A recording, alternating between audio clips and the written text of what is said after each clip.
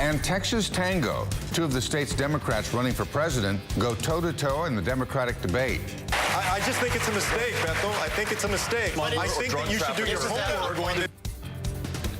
Good evening, and thank you for joining us. I'm Bill Baessa. And I'm Lauren Freeman. Dominique is off tonight. 10 of the 20 Democrats running to compete against President Trump in 2020 took the stage tonight in the first round of Democratic debates here on Channel 2. Channel 2 anchor Sion Rhodes is live in Miami for you tonight in what they call the debate spin room. Sion? That's right. I got to start off by saying, Bill, that a lot of analysts had declared that this night was going to be the undercard night. One political analyst I talked to even said there were basically a bunch of nobodies on stage with the exception of Senator Warren and Beto O'Rourke and Cory Booker. I think perhaps the candidates took that to heart. They heard that criticism, and they really came out swinging tonight.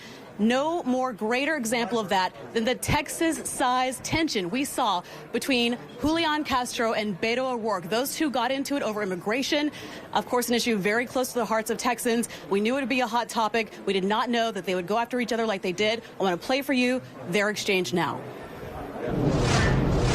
We would spare no expense to reunite the families that have been separated already. And we would not criminally prosecute any family who is fleeing violence for the repeal and of Section persecution. 1325. Some of us on this stage have called to end that section, to terminate it. Some, like Congressman O'Rourke, have not. And I want to challenge all of the candidates to do that. I just think it's a mistake, Bethel. I think it's a mistake. I'm talking about a comprehensive rewrite of our immigration laws. That's not true. And if we do that, I don't think it's asking too much for people to follow our laws when they come to this country. I'm talking about millions of folks. A lot of folks that are coming are not seeking asylum. But I think that you should do your homework on this issue. If you did your homework on this issue, you would know that we should repeal this section. All right, so quite a fiery exchange there. Another issue that came up that we heard from the candidates about was gun control. Also heard from the candidates on that. I want to play to you this exchange that we heard just a second ago.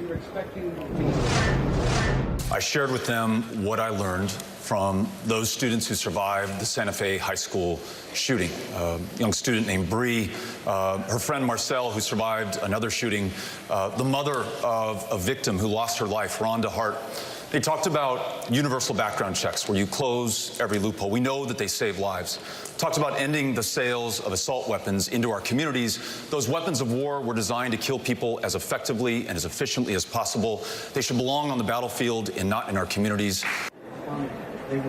So we heard former Congressman O'Rourke there addressing the issue of gun control, bringing up the Santa Fe school shooting, and also referencing a local Houston teen who I interviewed earlier today who is a gun activist in our city. I want to take you now to the spin room. You can see those signs are up, and that's where we're going to see the candidates, their surrogates, coming to this floor here, making their case and literally putting their spin on what happened on the debate stage tonight. So night one is done. We are back for night two tomorrow, and we've got some big names there. We've got Vice President Biden, Senator Kamala Harris, and Mayor Pete Buttigieg, just to name a few. Expecting many more fireworks. We'll be here to cover it for you all. Reporting live from Miami, Sion Rhodes, KPRC, Channel 2 News.